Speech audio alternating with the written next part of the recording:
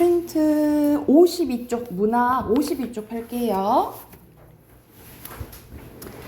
자, 여기서는 이제 고전 시가에 대해서 나오거든요. 그래서 우리가 현대시, 앞에서 이제 현대시를 쭉 했고, 여기서는 고전 시가 전체적인 특징이 이제 쭉 나와 있어요. 그래서 우리가 중학교 때는 보통 나오는 게 향가나 시조 몇 개만 이제 나오고 많이 다루진 않거든요. 근데 이제 고등학교 가게 되면은 고전 시가에 대해서 갑자기 뿅 많이 나오게 돼요. 그래서 미리 이제 이론이랑 또 작품을 좀 많이 봐야지. 왜냐하면 지금 쓰는 이제 어휘들이랑 이 문법적인 게 좀 다르게 나오거든요. 그래서 이론도 알아야 되고, 그리고 문학 작품을 조금 많이 보고 내용도 조금 많이 알아두는 게 좋거든요. 그래서 먼저 고전 시가의 갈래와 특징 순서대로 나와 있어요. 자, 가장 맨 옛날로 이제 거슬러 올라갔을 때 첫 번째 고전 시가는 고대가요예요. 자, 고대가요는 고조선 시기부터 삼국시대 초기까지 창작되어 불린 노래를 고대가요라고 하고요. 초기에는 우린 지금 시 따로 노래 따로 이렇게 분리돼 있잖아, 그치? 네, 예전에는 노래랑 시랑 거의 이제 합쳐져 있는 종합 예술이었다라고 생각하시면 되거든요. 그래서 초기에는 집단적 노동요, 의식류로 창작되었으나, 뭐 예를 들어서 제사 지낼 때 이제 부른다거나 그런 거죠. 이후에는 개인적인 노래를 하기 시작했다라고 보시면 됩니다. 그리고 예전에는 글자가 없었잖아, 그치? 그래서 구전되어 오다가 후대에 기록되었으며 대부분 사구체의 한역시다라고 보시면 돼요. 사구체라는 것은 네 줄짜리다라고 보시면 되고, 한역시는 말 그대로 한자로 되어 있는데 이제 번역됐다 이렇게 생각하시면 될 것 같아요. 자, 그리고 향가를 이제 기억해야 되는 시간이 지나서 신라시대에 생겨나 고려시대 초기까지 이어진 향찰로 표기된 시가를 향가라고 해요. 자, 여기서 향가가 뭐냐? 우리가 한글이 만들어지기 전에는 중국에 뭐를 빌려왔었어? 한자를 빌렸었잖아, 그치? 근데 이 한자랑 우리 말이랑 너무 다른 거야. 달라서 그나마 이 한자를 약간 우리식대로 바꾼 것을 뭐라고 하냐면 차자표기법이라고 하거든요. 그래서 한자 원문을 두고 그나마 우리식대로 바꾼 것을 차자표기법이라고 하는데, 이 차자표기법에는 뭐가 있었냐면 구결이 있었고요. 이 구결은 뭐냐면 이 한자 원문 그대로 두고 우리말은 뭐가 이제 많이 발달했어? 조사나 어미 이런 게 많이 발달됐잖아. 그냥 이제 한문 원문에다가 그것만 이제 붙인 걸 구결이라고 하고요. 그거보다 더 발달된 게 이두, 그거보다 더 발달된 게 향찰이라고 보시면 돼요. 그래서 향찰은 차자표기법 중에 가장 발달된 거라고 생각하시면 되거든요.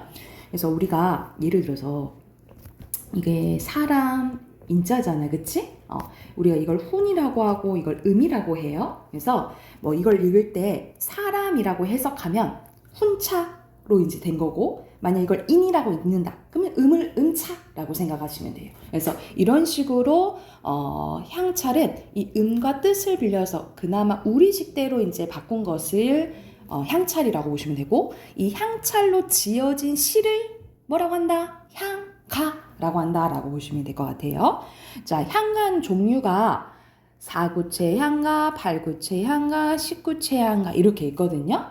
그래서 4구체, 8구체, 10구체는 말 그대로 4줄, 8줄, 10줄짜리라고 생각하시면 되고, 이렇게 늘어갈수록 더 완성된 거예요. 이게 더 제일 발달된 환가라고 생각하시면 될 것 같거든요.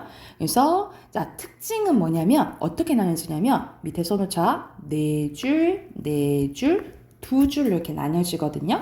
그래서 442 3단 구성이라고 보시면 되고, 그리고 밑에 쬐깐한 글씨로 나와져 있잖아. 이 2구에 낙구라는 게 나오거든요. 뭐 이런 감탄사가 나와요. 그래서 이렇게 3단 구성이랑 낙구는 나중에 어디에 이제 영향을 주냐면, 이렇게 써놓을게. 3단 구성과 낙구는 나중에 우리 조선시대 때 시조 있죠. 우리 시조가 세 줄짜리잖아, 그치? 그리고 마지막 종장에 어즈버 뭐 이런 감탄사가 나오거든요. 그래서 어떻게 보냐면 이 한가가 시조에게 영향을 줬다라고 봐요. 그래서 향가의 3단 구성과 낙구는 나중에 시조에 영향을 줬다라고 생각하시면 될 것 같아요. 그리고 주군이에 대한 추모, 임금에 대한 그리움, 주술적 내용과 불교적 기원 등을 주제로 한다라고 생각하시면 될 것 같고요. 자, 그 다음 세 번째 고려가요입니다. 이제 시간이 지나서 신라 지나서 이제 고려인지 그치? 말 그대로 고려 시대 때 불려진 노래를 고려가요라고 하는데 이거는 우리 향가는 누가 많이 썼냐면 우리 신라에는 그 조직 화랑도라는 게 있거든요. 이 화랑들이 이제 쓰거나 화랑이 이제 쓰거나 귀족들 조금 지체 높은 이제 귀족들이 이제 썼다면 아니면 스님들, 승려들이 이제 썼다면 고려가요는 평민들이 썼었어요. 그래서 고려시대에 평민들이 만들어 부르던 시가로 같은 말로 고려소교라고 합니다. 고려소교라고 하고 이거의 또 특징은 이건 특징이 좀 있어서 외우셔야 돼요. 사문보고요. 자, 예전에는 연이 구별이 안 됐었거든요. 우리 지금은 1연, 2연, 3연 이렇게 마음대로 이제 구별을 하잖아. 근데 예전에는 향가도 그냥 한 연이었어요. 연이 구별되지 않았었는데 고려가요 때부터 연이 이제 구별이 돼요. 그래서 보면은 연이 구별된다라는 것을 뭐라냐? 분연체라고 합니다. 분연체, 같은 말로 분절체, 연장체, 이거 다 같은 말로 생각하시면 돼요. 분연체, 분절체, 연장체 이렇게 이해하시면 되고 그리고 연마다 뭐가 붙냐면 후렴구가 붙습니다. 근데 이 후렴구는 조금 의미가 없는 이제 후렴구가 붙는다라고 생각하시면 돼요. 여러분 그거 들어봤나? 얄리 얄리 얄라셩 얄라리 얄라 이런 게 대표적인 고려가의 그 후렴구라고 생각하시면 돼요. 그래서 고려가의 특징은 자 평민들이 썼다. 그리고 사문보에 분연체 그리고 후렴구 이렇게 기억을 해두시면 돼요. 자, 이따 이제 예시 하나 볼 거고, 그 다음에 이제 조선시대로 갑니다. 조선시대 때 잘 쓰여진 게 시조랑 가사예요.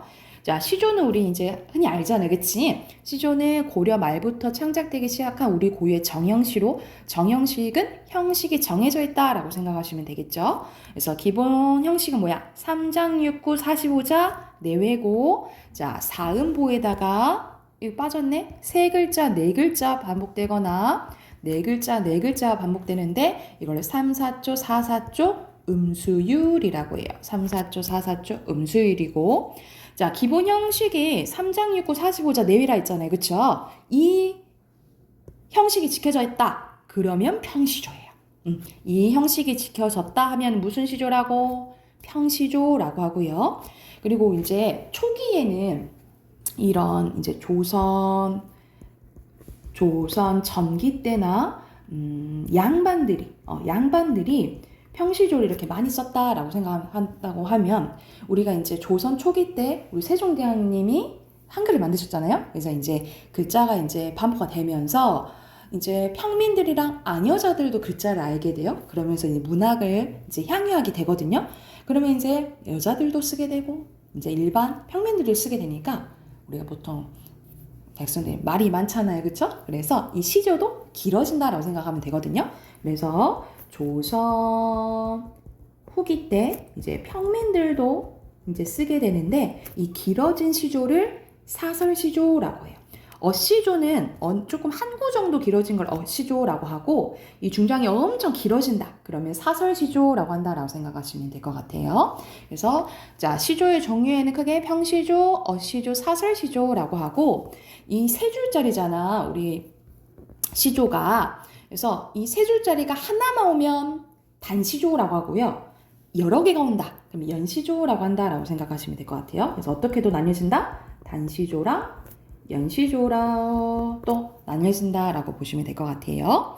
그리고 밑에는 가사가 나와 있는데 가사는 이게 글도 아닌 것이 시도 아닌 것이 시에 속하긴 하는데 엄청나게 길어진 거라고 생각하시면 돼요. 그래서 시조가 엄청 길어진 거를 가사라고 보시면 되고 자, 이것도 그래서 사음보 연속체예요. 그래서 길이 제한이 없어서 개인의 정서나 감상 등을 자세히 담아낸 시를 가사라고 생각하시면 됩니다. 그래서 고전 시가의 종류가 여기에 좀 빠져 있긴 한데 대표적으로 이제 나오는 종류에 대해서 조금 나열되어 있는 거예요. 자, 순서대로 기억하면 돼. 고대가요, 향가, 고려 소교, 고려 가요, 그 다음에 시조, 가사 이렇게 생각을 하시면 됩니다.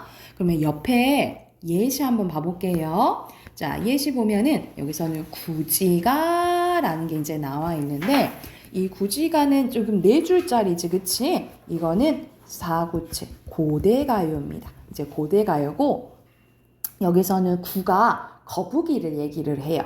그래서 거부가 이제 부르거든요.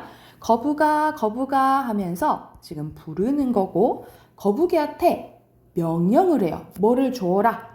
머리 내놔라 라고 하는 거야. 명령이고 여기서는 거북이 머리를 달라고 하는 건 아니고 우리가 머리, 우두머리 있죠. 우두머리랑 고로 우리의 왕을 내어주어라. 우리에게 우두머리를 내어주어라 라고 얘기를 하는 거예요. 내어놓지 않으면 가정법이죠. 너 구워서 먹어버릴 거야. 협박하네요. 이런 식으로 네 줄짜리고 약간 이거는 집단적 의식료가 되겠죠. 그쵸? 그래서 약간의 의식을 기리는 임금이 왔으면 좋겠다라고 내용이 담겨져 있는 고대가요라고 생각하시면 돼요. 그러면 집단적 주술적 맞겠죠. 그죠? 자, 밑에는 월명사. 우리가 어떤 무슨 사로 끝나면 이거 스님 이름이거든요. 월명사 스님이고요. 제망매가 대표적인 이거는 향가입니다. 제사 지낼 때 제고요. 이를 망자야. 그리고 자매할 때 매예요. 그래서 이른 자매를 기리는 노래. 그러니까 말 그대로 죽은 누이를 추모하는 노래라고 생각하시면 돼요. 자, 여기서는 10줄이고요. 그래서 이거는 19채 향가예요. 19채 향가고. 그리고 봐봐. 이렇게 낙구 나오죠. 그쵸? 이게 특징이야. 자, 내용 봐보면 생사는 살고 죽는 일은 여기 있음에 얘는 여기라는 뜻이고 우리가 살고 있는 이승을 얘기하는 거야. 여기 있음에 머뭇거려. 우리가 죽는 거 이거에 대한 이제 두려움이 있는 거지. 그런데 나는 갑니다. 나는 간다. 라는 말도 못다 이르고 어찌 갑니까? 라고 얘기했다는 거죠. 그러니까 여기서는 나는 간다. 여기서 나는 죽은 누이가 저 갑니다. 라는 말도 못하고 허망하게 가버렸다라는 거예요. 어느 가을 이른 바람에 이른 바람이라는 거는 빨리 온 바람인 거잖아. 그치? 이 이른 바람은 뭘 의미하냐면 그만큼 누이가 빨리 죽었다라고 얘기하는 거거든요. 우리가 빨리 죽었다라는 것을 뭐라고 하냐면 요절이라고 해요. 그래서 이건 누이의 요절을 얘기하는 거고 이에 저에 여기저기에 떨어질 잎처럼 뭐뭐처럼 직유법이고 한 가지에 나고서 왜 가는 곳을 모르온저. 네, 우리는 한 가지에서 났는데 말 그대로 우리는 한 부모 아래에서 태어났는데 나 왜 너 간 곳을 모르니? 하면서 누이가 죽은 것에 대해서 슬퍼하고 허망하게 생각한다라고 보시면 되거든요. 근데 하지만 약간 분위기 전환데 미타찰은 우리가 불교적 용어로 극락세계라고 생각하시면 되거든요. 그러니까는 흔히 말하면 우리가 기독교라면 천국 같은 데로 생각하시면 될 것 같아요. 우리는 근데 어디서 만날 거야? 미타찰에서 만날 거야. 그래서 여기서 나는 화자름이에요. 그러니까 나 도 닦으면서 기다릴게. 그러니까 지금 마냥 슬퍼하지는 않는다라고 얘기하는 거예요. 왜? 우리는 어차피 어디서 만날 거야? 미타찰에서 곧 만날 거니까. 그래서 여기서는 종교적으로 슬픔을 이겨내고 있다라고 보시면 돼요. 그래서 종교적으로 슬픔을 승화하고 있다라고 보시면 될 것 같아요. 그래서 작품은 여기서 선생님 19채 향가라 했죠, 그쵸? 그래서 누이를 추모하는 내용이라고 생각하시면 될 것 같아요. 자, 그리고 밑에는 서경별곡이네요. 이거는 이런 봐봐. 위 두어랑정 다링디리 이런 식으로 후렴구가 붙죠. 그쵸? 이렇게 후렴구가 붙으면 뭐 기억하면 돼? 고려가요예요. 고려가요고요. 자, 내용 보면은 구슬이 아질과 구슬이 바위에 떨어진들. 구슬이 바위에 떨어진다 하더라도 끈인들 끊어지겠습니까? 여기서 나는 의미 없는 종구예요. 그러니까는 만약 구슬이 바위에 떨어진들 이어져 있는 끈이 끊어지겠습니까? 끊어지지 않는다라고 얘기하는 거예요. 일부러 의문 형식으로 표현한 서리법이야. 천해는 천해. 그 말도 천년이라고 생각하면 돼. 천년을 외로이 살아간다고 한들 여기는 믿음 얘기하는 거예요. 믿음이 끊어지시겠습니까? 아무리 시간이 지나간다 하더라도 님에 대한 믿음이나 끈이 떨어진다 안 떨어진다? 안 떨어진다라고 얘기하는 거예요. 그래서 여기서는 이제 임에 대한 마음이 드러난 이제 고려가이라고 보시면 되고, 고려가의 특징으로 적절한 거 후렴구 있는 거죠. 그쵸? 이렇게 체크하시면 될 것 같아요. 자, 뒤로 넘겨서 우리 한 페이지만 더 해볼게요. 자, 여기서는 망국에 대한 슬픔과 무상함, 말 그대로 고전 시가에는 어떤 주제가 많이 나오냐라는 게 나열되어 있는 거거든요. 자, 크게 고전 시가에서는 망국에 대한 슬픔과 무상함, 그러니까 나라가 망한 것에 대한 안타까움, 임금에 대한 충성, 그리고 자연 속에 사는 삶의 즐거움, 요 정도로 이제 나와 있거든요. 자, 첫 번째 보면은 망국에 대한 슬픔과 무상함입니다. 고려 왕조 멸망에 대한 탄식과 무상함을 드러내는 작품들이 좀 나와요. 그래서 단어를 통해서 좀 힌트를 얻으면 되는데, 필마는 한 필의 말로 벼슬을 지내지 않고 이렇게 말 타고 이제 다니는 그걸 얘기하는 거고, 만월대는 고려 왕조의 궁터예요. 그래서 보통 이제 만월대 나오면 이 고려가 있었는데 어디 가버렸냐? 이런 허망한 얘기할 때 나온다라고 보시면 되고, 500년 도읍지나 500년 왕업도 고려 왕조를 얘기를 합니다. 그래서 이런 식으로 뭐 조선이나 고려가 이제 사실 멸망했잖아? 그거에 대한 이제 안타까움을 나타내는 경우가 많고요. 그리고 밑에는 임금에 대한 충정, 우리가 임금에 대한 충정을 뭐라고 하냐면 연군지정이라고 해요. 이 군은 군자할 때 왕을 얘기하는 거야. 왕을 연모하는 마음이라고 생각하시면 돼요. 또는 불의의 정치의 상황에 대한 임금에 대한 충절과 우국의 정을 얘기하는데, 우국은 나라를 걱정하는 마음입니다. 그래서 나라를 걱정하면 뭐라 하냐면 우국지정 또는 우국충절이라고 해요. 그래서 임금을 생각하거나 아니면 나라를 걱정하는 내용이 나온다라고 보시면 됩니다. 매화나 국화는 사군자 중에 하나거든요. 그래서 옆에 사군자 나와 있잖아요. 그치? 네 가지는 이 선비나 양반들이 좋아하는 이 네 가지 식물이 있는데, 매화, 국화, 대나무, 그리고 난초 있죠. 이렇게 네 가지를 사군자라고 하고요. 보통 임금에 대한 변하지 않는 마음, 지조나 절개를 의미한다라고 생각하시면 될 것 같아요. 그래서 여러분 이제 작품에서 요것들이 나오잖아? 그러면 대부분 임금에 대한 지조, 절개라고 생각하시면 돼요. 그리고 세한, 고절, 이렇게 한이 이제 찰한자잖아. 이렇게 추운데도 굽히지 않는다라는 뜻이거든요. 이것도 절개를 의미하고, 학가는 세자가 타는 수레라고 하네요. 그래서 전쟁에서 패해 포로로 잡혀간 세자를 그리워하는 마음으로 이 단어가 나왔다라고 보시면 될 것 같아요. 이건 뭐 외울 거는 아니야. 외울 건 아니고 요 정도만 이거 알아두시면 될 것 같아요. 또는 여긴 대나무만 나왔는데 소나무, 소나무 뭐 이렇게 나와도 소나무나 바위 이런 것들, 바위는 단단하잖아요. 그렇죠? 그리고 소나무도 단풍이 들거나 그러지 않잖아. 그치? 그래서 변하지 않는 마음을 의미한다라고 기억해 두시면 될 것 같아요. 그리고 뭐에 대해서도 얘기하냐면 이제 벼슬을 물러나서 자연의 이제 귀에서 살아서 나 자연에 사는 거 너무 좋아. 그래서 자연 속에 사는 즐거움을 얘기하기도 합니다.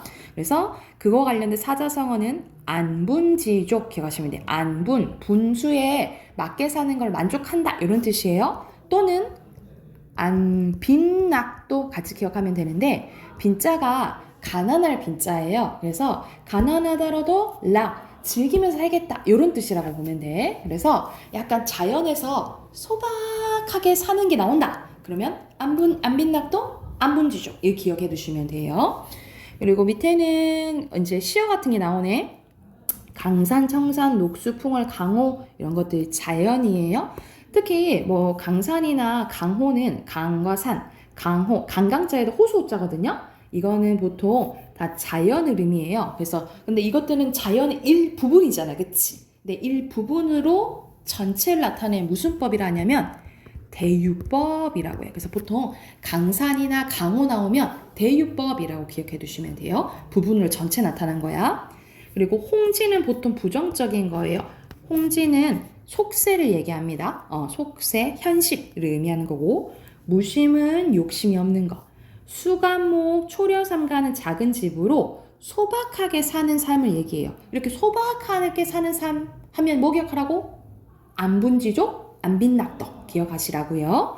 그리고 빈 배는 비어있는 배, 도화는 복숭아꽃으로 이상향을 내가 가고 싶은 곳을 얘기하는데 이거는 도교 사상에서 우리가 유교도 있고 불교도 있고 도교도 있는데 도교는 보통 이제 자연 친화적인 걸 얘기하는 거거든요. 도교에서 나오는 단어가 이제 도화예요. 복숭아꽃이고 그리고 도교에서 궁극적으로 생각하는 이상향을 뭐라고 하냐면 무릉도원. 무릉도원이 따로 없구나 이렇게 생각나잖아요. 순간 선생님 생각이 안 나네. 무릉도원. 무릉도원이 도교에서 이제 생각하는 궁극적 이상적인 공간이라고 생각하시면 될 것 같아요. 무릉도원 들어봤죠?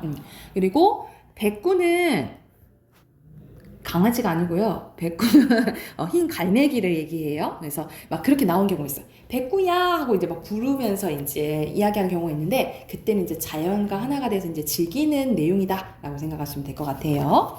자, 요것도 옆에 예시 한번 봐볼게. 자, 길제의 시조네요. 보면은 500년 도읍지 이러면 이제 고려 생각하는 거지. 500년 도읍지 필마 한 필에 말을 타고 돌아오니까 산천은 우구하되 산과 천 자연은 의구는 그대로인데 인걸은 칸데 없다. 왜 자연은 그대로인데 사람은 없니? 그래서 여기서는 대조와 대구법이 쓰였다라고 보시면 돼요. 그러니까 고려 인재들은 다 어디 갔어? 그러니까 나라가 망한 거에 대한 허망감을 얘기하는 거예요. 어지버 감탄사 나왔지? 태평영원을 그렇게 평안했던 시기는 다 꿈인가 하노라. 그래서 약간의 허망함, 무상함 요거에 대해서 얘기한 시조예요. 그래서 길제가 지은 시조고요. 자연을 보면서 500년이 꿈인 것 같다라고 얘기하고 있죠. 그리고 밑에는 성산문에 또 시조 나왔는데 이 성산문은 단종 때 이제 충신이에요. 그래서 이 몸이 죽어가셔 무엇이 될꼬 하니 복례산 제일봉에 낙락장송이 될 거래. 이렇게 한자로 있으면 여러분 너무 어려워하지 말고 아는 것만 딱 봐도 돼. 송 나오죠? 이 송자가 소나무 송자예요. 그러면 뭐 얘기하겠네? 지조재열계 얘기하겠네? 라고 힌트 얻으시면 되겠죠? 백설이 만공곤할 때 백설이 여기서 백설은 뭘 의미하냐면 수양대군 일파를 얘기하는 거예요. 만공곤할 때 나 아무리 저렇게 수양대군 세력이 커도 독약청청할 거야. 독약청청할 거야. 나 혼자 풀을 거야. 난 내 마음 변해 안 변해? 안 변해 라고 얘기하는 지조와 절개 이야기하는 거예요. 그래서 단종에 대한 충성심을 얘기한 시조입니다. 그래서 핑카는 자신의 죽음을 가정해서 다짐을 하고 있고요. 투영된 소재는 낙락장송이라고 보시면 될 것 같아요. 됐을까요? 그리고 밑에는 좀 길어 보이죠? 이것도 일부분만 나온 거거든요. 이렇게 길어진 시를 가사라고 하고요. 정극인의 상춘곡이거든요. 봄에 대해서 이제 얘기하는 건데, 거의 가사의 첫 번째 거라고 생각하시면 될 것 같아요. 보면, 홍진. 선생님이 홍진 보통 부정적인 거라 했죠. 그쵸? 속세를 의미한다 했어요. 속세에 묻힌 분내에, 속세에 묻혀있는 여러분, 이내 생애는 어떤고 내 생애가 어떤지 들어보세요 라고 얘기하는 거예요.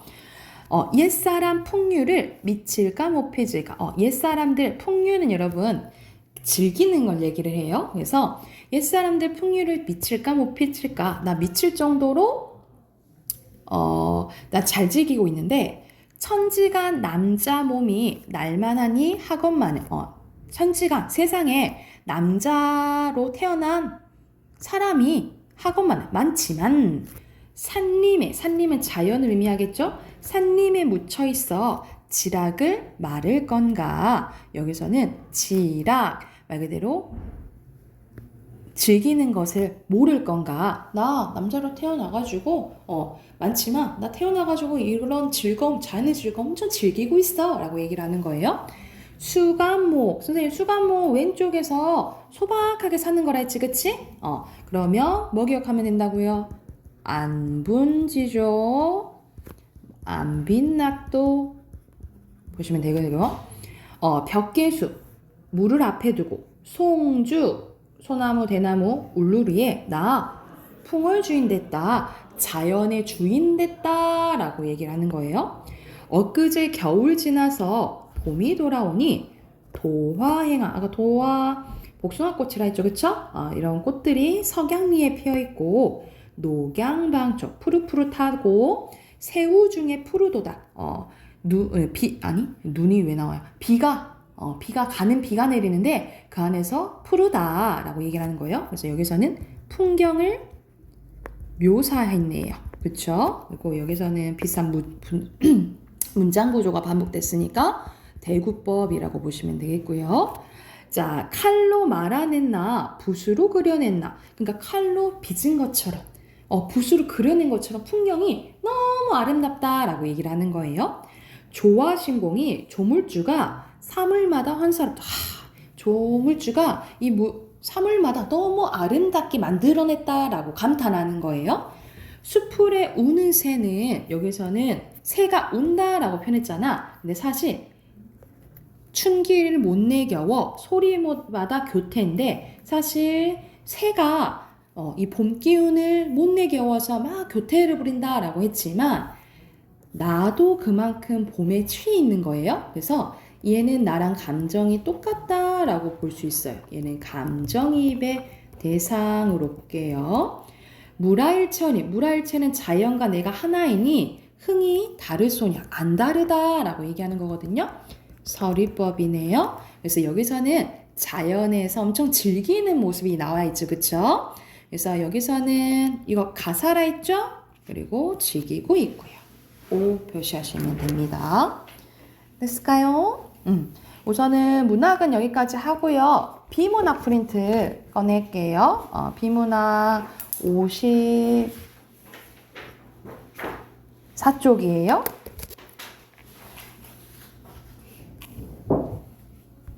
54쪽 보면은 자, 여기서는 정보 및 내용, 전개될 내용을 이제 추론하는 게 이제 나오거든요. 자, 이런 거는 이제 어떻게 푸냐? 개념 이해하기 봐볼게. 정보 및 내용 추론은 지문에 제시된 정보를 바탕으로 새로운 정보와 내용을 적절하게 추론할 수 있는지 묻는 유형이에요. 먼저 문제의 발문을 통해서 지문에서 추론해야 할 정보가 제시된 부분을 찾아 자세히 읽음으로써 추론의 힌트와 근거를 얻고요. 추론한 정보와 내용을 바탕으로 선택지의 내용이 적절한지를 보는 거예요. 그래서 내용 파악을 하고 맞는 내용인지 이제 확인하는 문제가 나오는데 그걸 보기를 하나하나 확인해라 이 뜻이에요. 그래서 이것도 예시 한번 봐볼게. 밀폐된 용기 속에 물을 담아두며 물 분자는 표면에서 일정한 속도로 증발하게 되는데요. 이 과정에서 액체 상태의 물이 기체 상태로 변하기 때문에 물의 양이 점점 줄어들겠죠.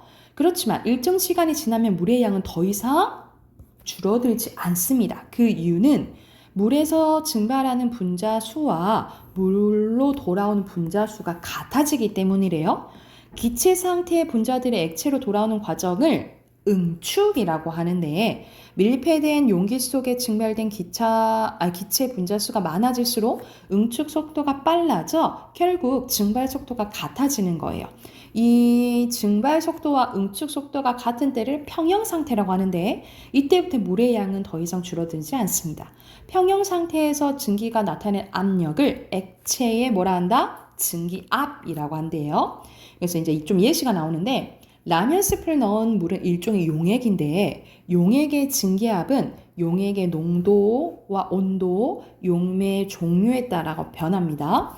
순수한 용매만 있을 때는 용매 표면의 전체에서 증발이 일어난대요. 그러나 용액은 표면에서 비휘발성 용질이 차지하는 부분이 있는 만큼 증발이 일어나지 않아 용액의 증기압은 순수한 용매의 증기압보다는 낮아진다라는 거죠. 왜냐하면 이 표면 전체에 다 증발이 일어나지 않으니까. 용액의 비휘발성 용질이 많이 녹아 있을수록 즉 용액의 농도가 진할수록 표면에서 증발하는 용매 분자수가 적어지기 때문에 용액의 증기압은 더 낮아진다라는 거예요. 한편 온도가 높아지면 분자의 운동이 활발해져서 증발하는 용매 분자수가 많아지고 이에 따라서 용액의 증기압도 높아진대요. 그래서 밑에는 추론하는 거지. 밀폐된 용기 속의 물은 처음에는 증발 속도가 응축 속도보다 빠를 거냐? 우리는 알고 있으니까 맞겠죠? 근데 이거를 근거를 찾으라 이 말에서 해당되는 근거의 밑줄을 그을게요. 1문단에 있었죠? 여기 밑줄 그으면 되겠지? 밀폐된 용기 속에서 증발된 기체 분자수가 많아질수록 응축 속도가 빨라져서 결국 증발 속도와 같아진다. 여기 밑줄 그으시면 되겠죠? 니은은 라면 스프를 많이 넣은 물은 물 표면에서 증발하는 물 분자수가 많아질 거야? 우리는 알지? 이거는 비휘발성 용질이 많이 녹아있을수록 많이 일어나지 않는다 했잖아요. 그쵸? 여기에 해당되는 거 어디 밑줄 그으면 되냐면 여기 밑줄 그으면 되겠네요. 여기 밑줄 그어 놓으시면 될 것 같아요. 그래서 여기가 기역에 해당되는 거, 여기가 니은에 해당되는 거라 생각하시면 되겠죠. 됐을까요? 그래서 밑에 적절하다, 적절하지 않다 표시하시면 됩니다. 자, 55쪽으로 가볼게요.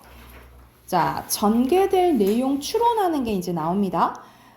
지문의 내용이 화제와 관련하여서 어떻게 진행될 것인지 적절하게 추론할 수 있는지를 묻는 유형인데 각 문단의 중심 내용을 통해 내용의 논리적인 관계를 파악하면 이어지는 문단의 내용이 어떻게 될 것인지 추론할 수 있어요. 근데 거의 앞에서 어떤 거에 대해서 얘기할 거다 힌트를 주거든요. 그걸 이제 잘 찾으면 돼. 봐볼까? 라면을 끓일 때 스프를 미리 넣으면 물만 끓일 때보다 끓는데 더 시간이 오래 걸리는데 이것은 스프가 물에 녹으면 물의 끓는 점이 높아져서 더 많은 열을 가해야 하기 때문입니다.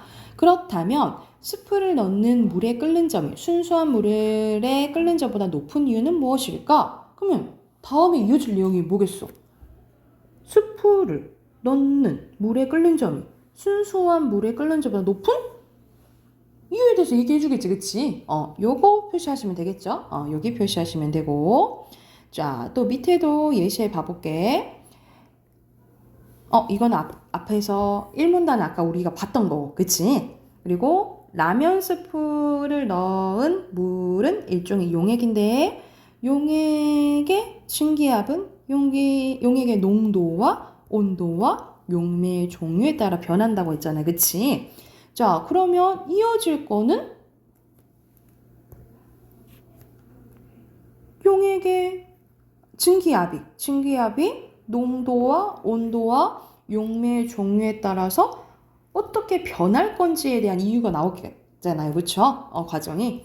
여기 부분 이제 쓰시면 되고, 핵심 개념은 액체의 증기압 쓰시면 돼요.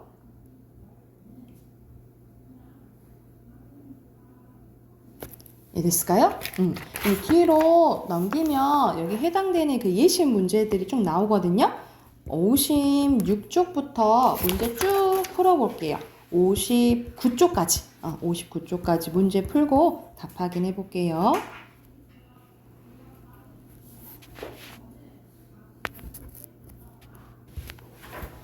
자, 답 확인해 볼까요? 56쪽부터 빈칸 확인해 볼게요. 1문단의 공진현상, 2문단의 면진장치, 그리고 3문단의 적층, 고무 받침이고요. 그리고 2번의 순서대로 X, X, O고요. 그리고 3번에는